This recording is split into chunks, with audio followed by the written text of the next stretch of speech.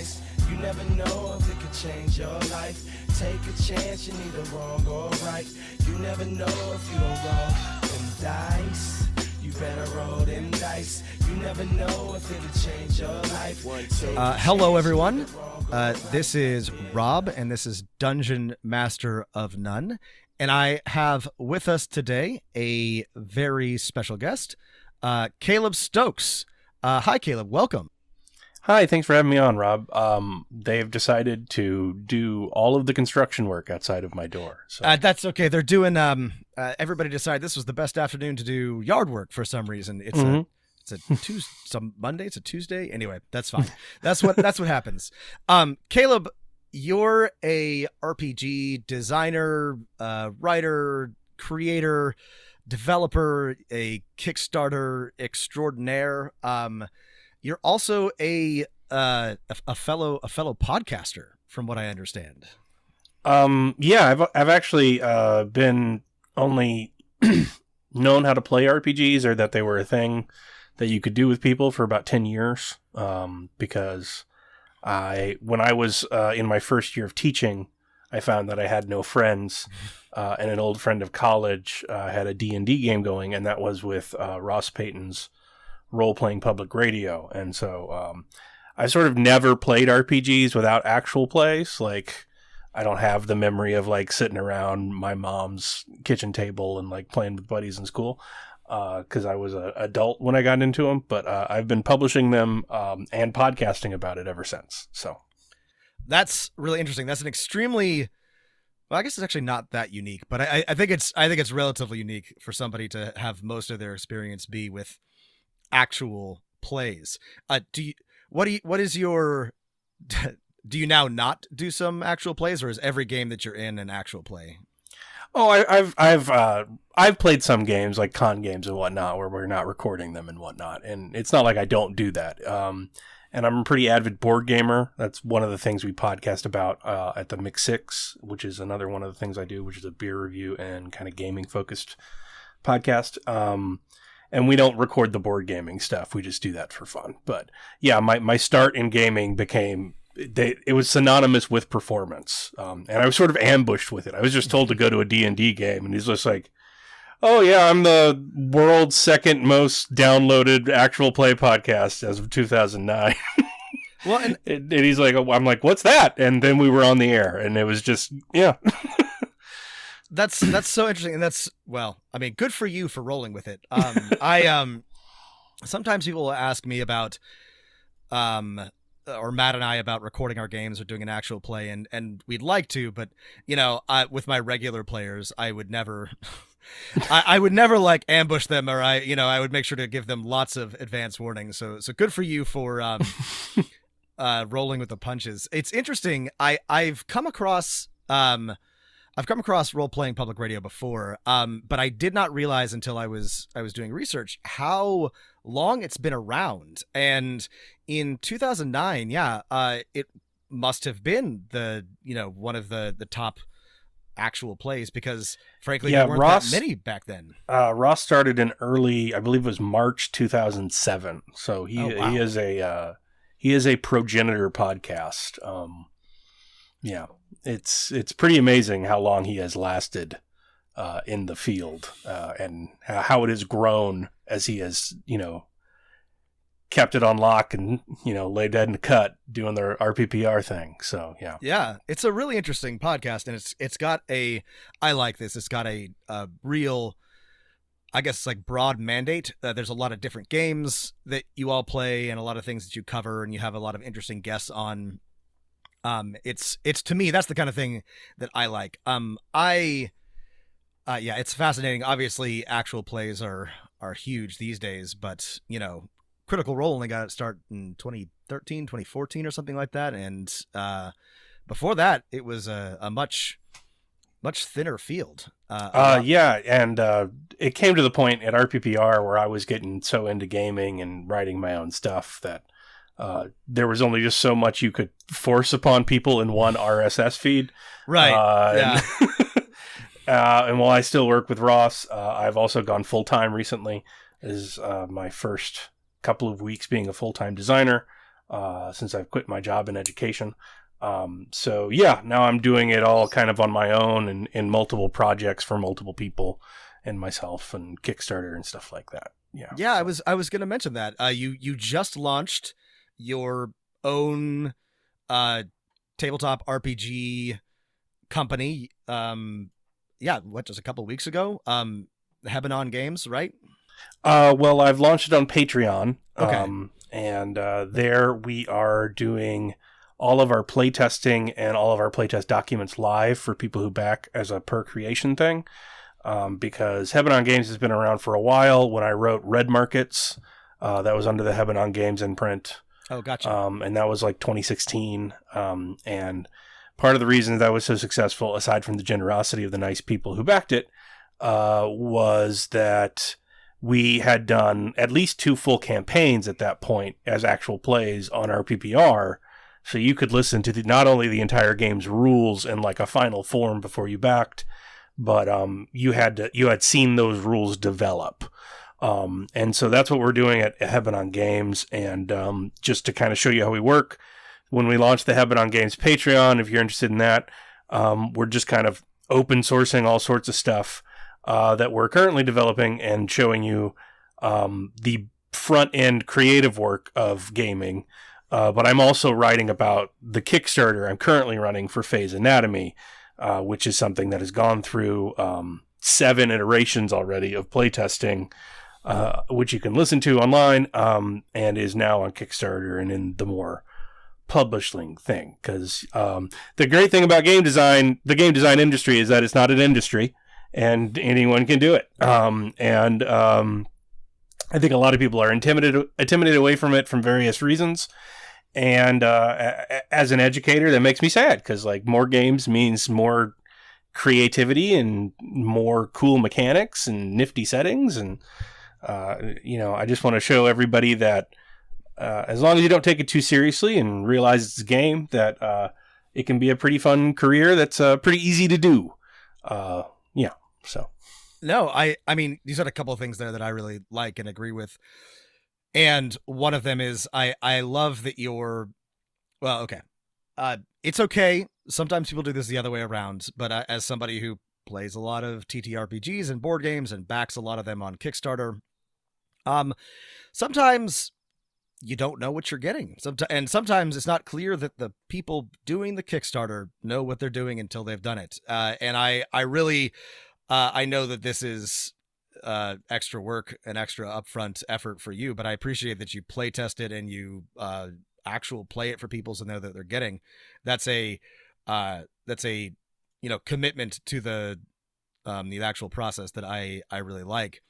And it's scary to kind of put that money on the line up front. But my first Kickstarter was like Ransom. We just released it for free. And I didn't have anything done before I started. So I really think it's just a matter of like the public goodwill was burned through by Kickstarter bad actors. And now we sort of all have a higher hurdle to clear, whether it's fair or not. Yeah. But also you make stronger games by testing them. So yeah, you do. That's kind of why we're switching over to a dual Patreon Kickstarter model. Because we can have those, micro donations and crowdfunding to fund the scut work of like, well, let me copy the Google Doc again. This one's iteration 70. And then you just weep as you change a few more things around. That doesn't make a lot of money while it's happening. And that takes time, and that takes, yeah. Especially and then once it's ready, then you go to Kickstarter. Yeah. Mm-hmm. You're also right. I appreciate that you said that it's something that anybody can do, and I think that that opening up the game design, the TTRPG industry to new people in the last 5 to 10 years especially has been nothing but good.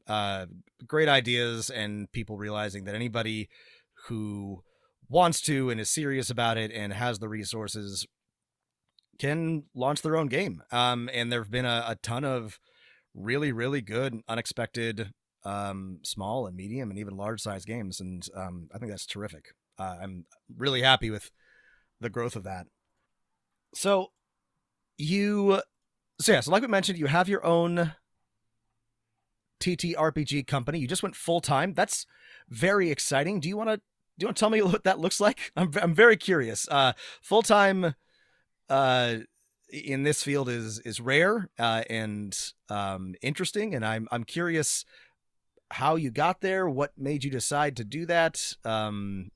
What's I know you're like just now into it, but tell us about that.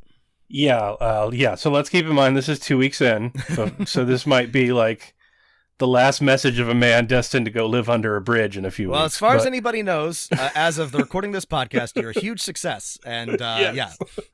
But yeah, it's been going very well. So for me, there are a few lines of revenue.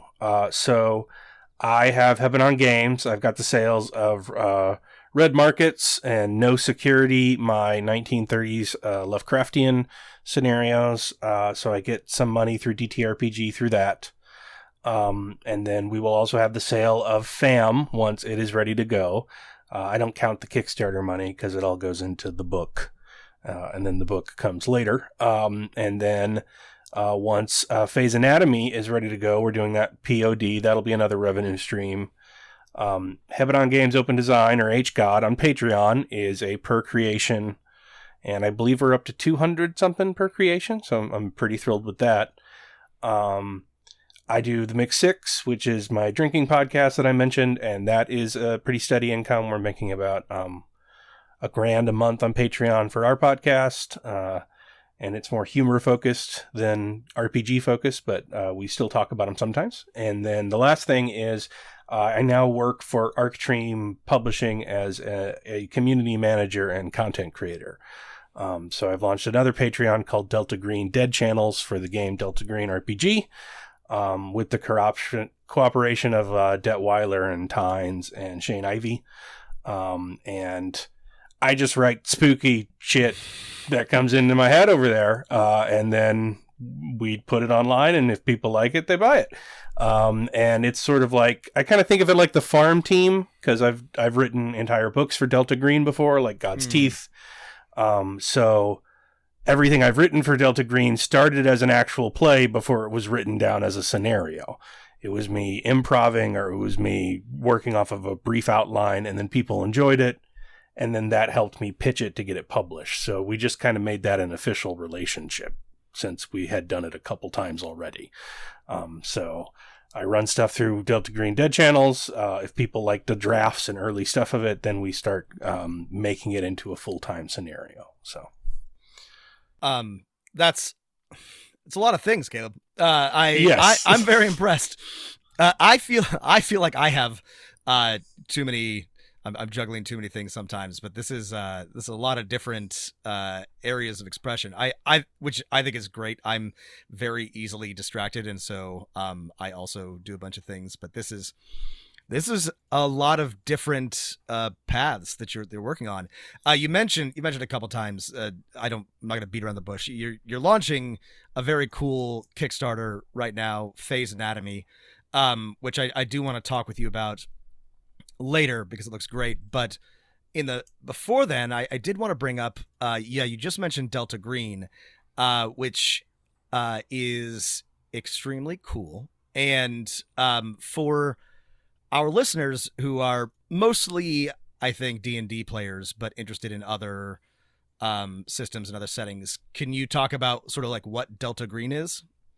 So Delta Green is a RPG that's been around since the early 90s. It started as a very X-Files emulating game about federal agents as a conspiracy within the government, fighting against Lovecraftian horrors that they had to both protect people from and protect them from knowing about, as the very ability to perceive them is enough to strip sanity from the human mind.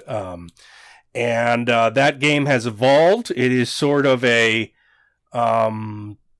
if I had to put it into a elevator pitch, it is techno-thriller Lovecraftian nihilism. You have all the tools ever put before you in the NatSec security state. You can call in a drone strike. You can jam people up with fake charges. You can be the most corruptest G-man that's ever touched foot on Earth with the biggest, baddest guns. But it doesn't matter if you get sucked into Carcos. Right, yeah. Yeah, so it is a game of very dark, nihilistic raging against the dying of the light, as futile and hopeless as that fight is. Bad men doing bad things for what they think are good reasons, but are really useless reasons. Yeah.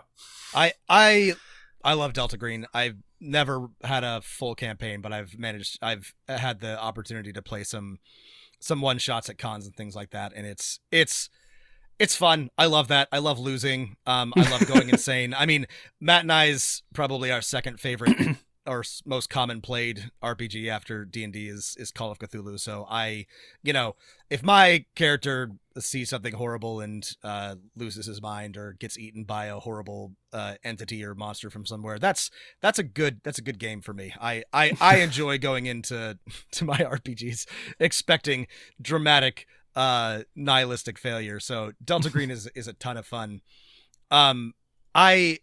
This is a totally off the wall question, but do you know what SCP is? Yes. Yeah, I'm quite a big fan. I know a couple fan? people who are admin over there. So I'm a huge SCP fan. I never really thought about it, but I was just thinking there's some thematic overlap between Delta Green and SCP that I hadn't really thought of until we were just now talking about I think I can't remember the number of it, but there's a couple of SCPs based on like scenarios we did that somebody turned in. It doesn't surprise me at all now that I can't remember the exact number of it, but I was very flattered to be mentioned on there. To be mentioned. So you're creating for Delta Green. You've also got some independent games, and I really want to talk to you about Red Markets because this is really the sweet spot for this particular podcast, which is role-playing games, horror, and economics, socialism, and material. This is great stuff. So tell me about Red Markets, and you can give me the elevator pitch or. What So Red Markets is available through DTRPG and print through IPR. It is a game of economic horror. You all play takers. So the zombie apocalypse happens as we all expect it to. Absolutely. But as we all should expect it to, the apocalypse is, like everything else in capitalism, unevenly distributed. Some places get more apocalypse than the others. And when it turns out when you abandon large swaths of the world to the dead, there's a bunch of stuff that you need if you're going to maintain quality of life. That's over there. Like, how do you have states? Do you still have the same number of senators if they don't have a living population? Who owns and inherits what when grandma becomes a zombie? She's not buried yet, but, and then there's people who are abandoned in those spaces that need to survive. So in Red Markets, you play takers. You are people crazy enough to go over the fence and get what people need, either for your side, the loss, the people who need drugs, food, water, third world problems, and the people in the recession who need crypto coin and, deeds to former properties and stuff that you can't do anything but light a cigarette with. It's really a poverty simulator with zombies in it to keep it from getting too real.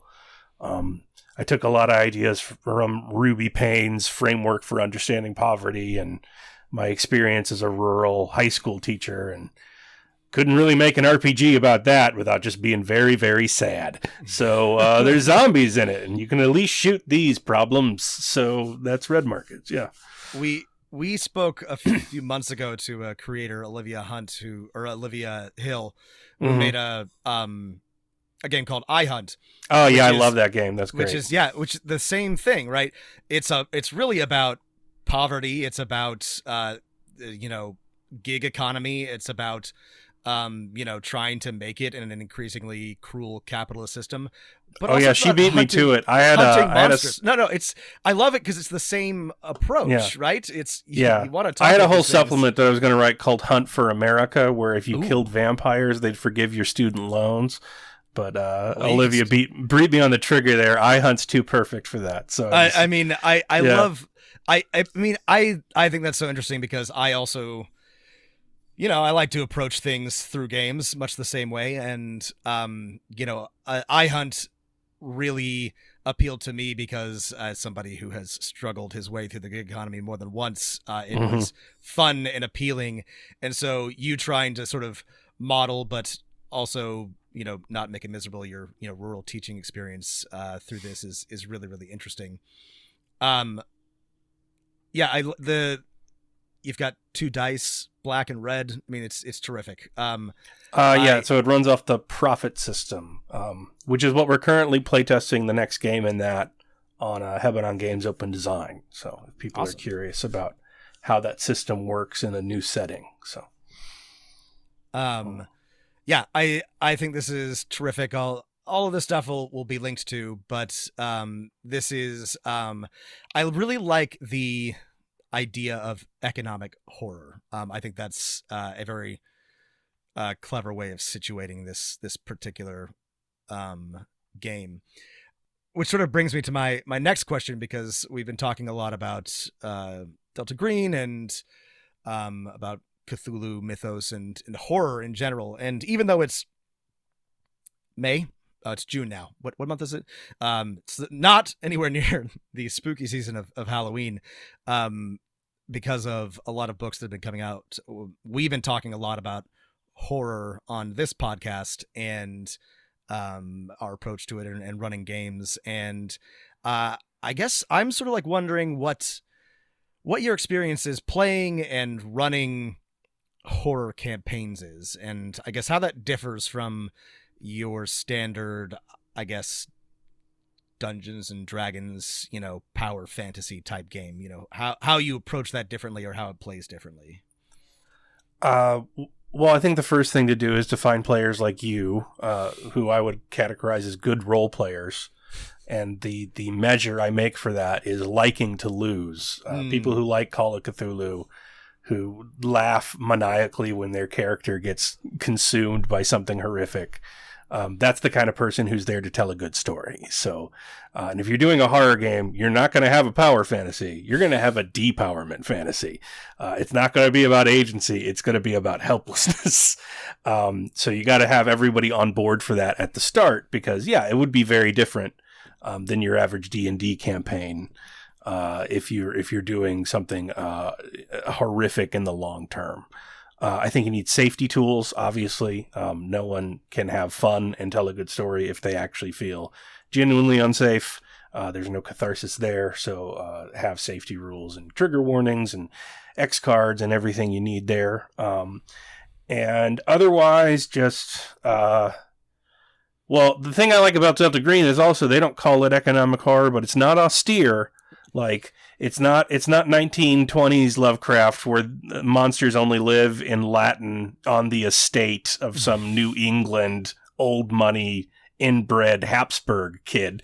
It's like you go to the trailer park and there's a cultist doing a blood sacrifice. Right. Yeah. So what I would say with horror is that horror is about ultimately spiritual fears, fears of death. Fears of loss of agency, loss of self. It's always a metaphor. The monster's never real. You're always expressing just a dark thought that people have when they stare at the ceiling before they go to bed, and you're giving it flesh to make it tangible and therefore less scary in many ways. And if you realize that, you got to realize that what makes the real world horrible is that all that spiritual stuff exists anyway, but it also exists next to corrupt cops and a shitty day job, and the police will be here in 4 hours or maybe never, and political insanity and boredom and alienation, and that stuff doesn't go away just because your life is threatened by Cthulhu. It's all just there waiting for you when you get back, or even making it worse as it happens. So that would be my advice. Make sure everything's on board. Realize you're telling a story about like psychological, almost Freudian anxieties. But once you have some sort of metaphor to move that, ground it in the real world, because that's where all the shitty stuff happens. I mean, you really nailed it there. I mean, you're absolutely right, that it's the horror is about expressing fear of something real and tangible, but, metaphysical, right? It's exactly like you said, death or nothingness or absence or, one of any number of existential dreads that we humans have, but you gotta make it a spooky vampire, because yeah, it's still gotta be because fun. because you can't face it down in any other way. And that's exactly right. And I do think I don't mind a power fantasy at all, but no, not at all. Yeah, but I'm not saying do that to the exclusion of other things, right? Yeah. But I do appreciate that more, especially like horror games, horror genre experiences are tapping into the existential sort of capitalist horror, right? Alienation, the never ending relentless need to produce, and that's obviously kind of heavy, but it can be very, very fun and scary if done well. Speaking of, well, that's not a very good segue. I'm just going to segue. Let's talk about Phase Anatomy, which is your next upcoming big project. And the Kickstarter is happening as we speak. Looks like you're already funded, but you've got some exciting stretch goals. So tell us about Phase Anatomy. I attend my brand to be unsegwayable. So I was going to say something about capitalism but I was having trouble making the connection. So anyway, Phase Anatomy. Yeah, I'm not always a bummer. While I was writing Red Markets, I was also writing No Soul Left Behind, which is about like demonic supervillain teachers. I didn't want to bring it up. I mean, well, it's great, but I don't know how much there's to say about it. But you've got a game about drunk ducks called Party Foul. I mean, you're a man of many different moods and types of game. This looks like a lot of fun, by the way. Yeah, I just flip back and forth. Like I kind of think of it like Beck, only without talent. Like it's like. It's just like Midnight Vultures is one album, and it's like sex laws and everyone's moon dancing, and then the next one is just like a really sad folk album. And I'm kind of like that. So this is more of my dance game design with Phase Anatomy. It is a melodramatic medical mystery RPG, emulating things like House, Grey's Anatomy, and various other medical procedurals. And I don't know if people know this or not, but when those shows are written, if you read the actual scripts, it'll be just like a 2-page monologue about how I never forgave you for the baby shower incident or whatever soap opera-y bullshit is up that week. And then something will happen, but it literally just says parentheses, medical text goes here. And then they will literally hire like some oncologist from Johns Hopkins to come punch up the script before they make the actors learn the lines. So what always struck me about that was like, that's why it made it difficult to do medical genre RPGs, even though when you look at like the number of police procedurals on television versus the number of police procedural RPGs, you would think, well, the only equivalent thing would be medical shows. In terms of by sheer mass, but we have a relatively few. We have The Ward, which is a great game, but we have relatively few melodramatic medical soap opera RPGs. So the reason I made Phase Anatomy was because if it's in parentheses, you can fill in the blank with whatever you want. So everything in Phase Anatomy is supernatural. It's a world of supernatural healing. So there's a D100 list of made-up supernatural bullshit, and there's a D100 list of actual anatomical conditions and organs, and you roll 2d100 and you make a new disease, one of 10,000. And it will give you a list of symptom tags for the person playing the patient to role play. And then the people playing the providers have to do sexy, irresponsible doctor things in order to figure out the logic puzzle, make a diagnosis, and save the patient's life. That's terrific. And it's funny, I didn't know that about the scripts, but this might be apocryphal, but that's a bit how, like, in the first Star Trek, they would just, like, write technobabble in some of the screen, like the positronic quantum, and then somebody would come back later and write the positron reactor is polarity reverse. Anyway, that doesn't surprise me at all. And I think you're absolutely spot on. It is funny that we don't have more.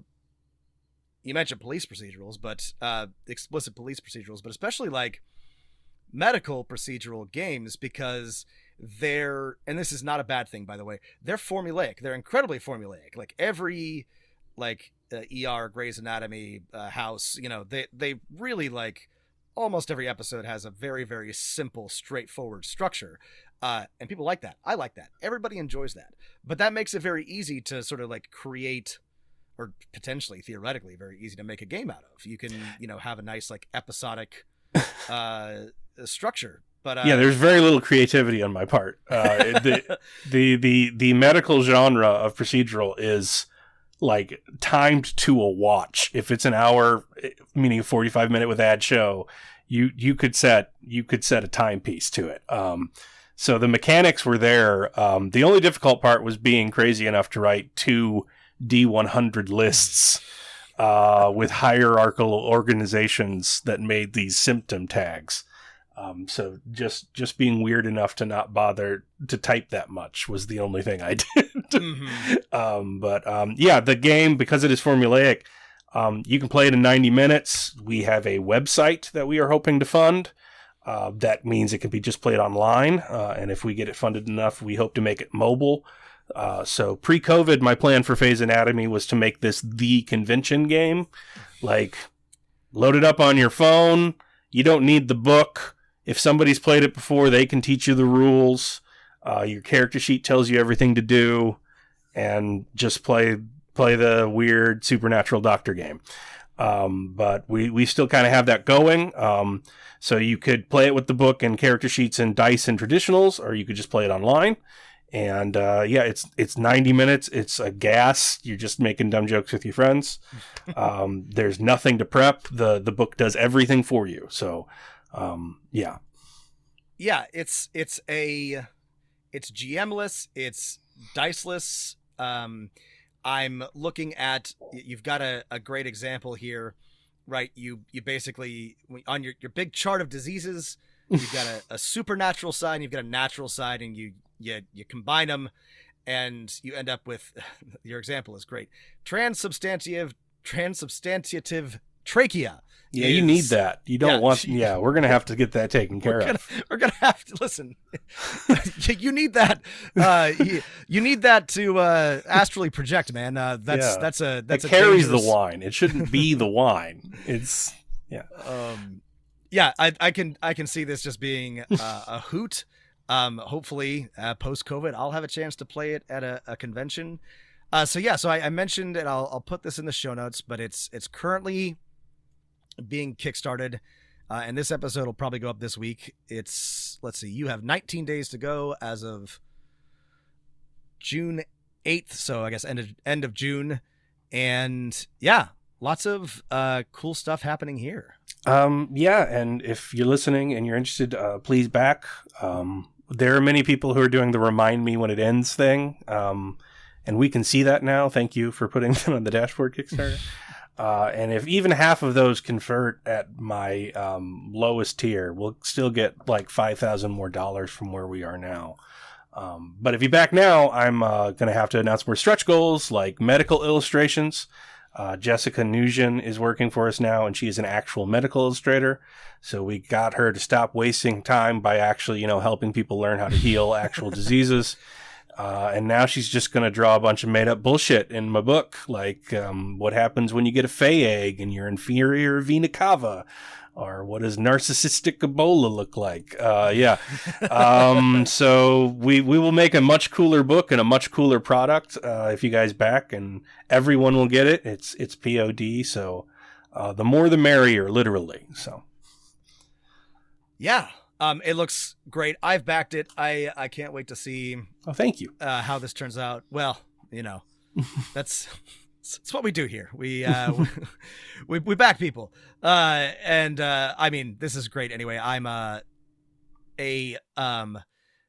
let's see, what's the right word here? I'm an enjoyer of medical dramas. I have not as much of an enthusiast as some people, but I watched an awful lot of ER and Grey's Anatomy and House back in the day. And so I'm just tickled by the idea and would absolutely love doing an over-the-top game like this. So I can't wait for it to come out. And we will have the rules released and hopefully the beta for the website released the second the Kickstarter funds clear. So and it won't have all the art or the layout or any of the prettiness that we're hoping to make with the Kickstarter until we get about a year away and get all that stuff sorted out. But people can start playing immediately once the Kickstarter is finished. Awesome. Well, we'll keep an eye on it and we'll shout it out. And I can't wait to see how it turns out. I feel like I could talk to you about these things all day, but I'm trying to stay focused. So, what is there anything else? Obviously, there's about 1,000 things that you're working on, but is there anything coming up that's particularly exciting for you, or anything that we should keep an eye on? Anything you want to either promote or tease that I didn't already cover? Oh, I think I've shamelessly self-promoted myself enough. There's quite a bit going on, and I'd appreciate any support anybody has for any part of it. So, okay. But yeah, I've mentioned pretty much everything. But the Phase Anatomy is time-stamped, so okay. The Patreons will be there, but Phase Anatomy will be done as of the 28th of June. So get it while it's hot. Awesome. Well, I really appreciate you coming on and talking with me. This is I really like everything. This is a clear intersection of all of my interests, so I'm very excited. Obviously, like I said, I've played Delta Green before, but I had not encountered Red Markets until I started doing some research, and I'm excited to maybe grab that and play it. And I'm definitely excited about Phase Anatomy, and I can't wait to see what you and Hebanon Games and everything keep coming up with. So, yeah.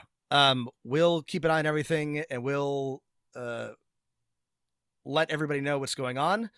Thanks again, Caleb. It was really great to talk with you. Thanks so much for having me on. Yeah. Congratulations on going full time. And can't wait to see what happens next. Thanks for listening, everybody, and keep rolling them dice.